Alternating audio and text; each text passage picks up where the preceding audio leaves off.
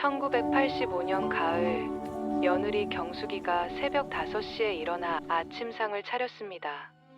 어머니, 식사하세요. 저는 TV를 보다가 국을 한 숟가락 떠먹었습니다. 국이 왜 이래? 소금 간도 제대로 못해? 경숙이는 죄송해요 하고는 부엌으로 돌아갔습니다. 명절날 일주일 밤낮으로 준비한 음식들. 시아버지가 말했습니다. 음식이 참 맛있구만. 저는 경숙이 앞에서 이렇게 받았습니다. 뭐가 맛있어요? 다 대충대충 만든 건데. 경숙이는 고개를 숙인 채 젓가락을 놓았습니다. 그날 밤 경숙이는 화장실에서 1시간 동안 나오지 않았습니다. 손주가 말했어요. 할머니, 수건으로 입 막고 울고 있었어요. 2010년 봄, 경숙이가 부엌에서 쓰러졌습니다. 과로와 극심한 스트레스로 인한 뇌출혈입니다. 병원 침대 옆에서 저는 처음 생각했습니다. 이 사람도 누군가의 딸이었구나.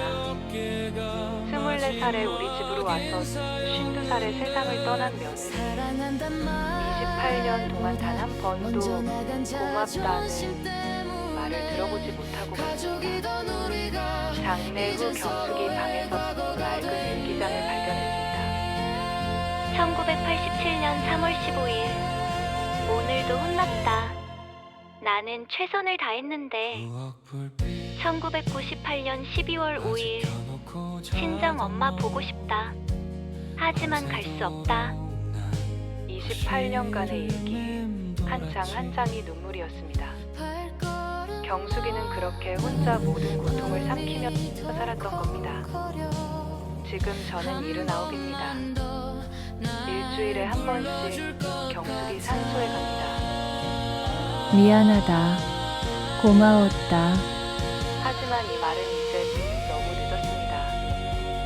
여러분, 지금 누군가에게 해야 할 말이 있다면 오늘 꼭 하세요. 고맙단 말, 미안하단 말, 사랑한단 말. 내일은 너무 늦을 수 있으니까요.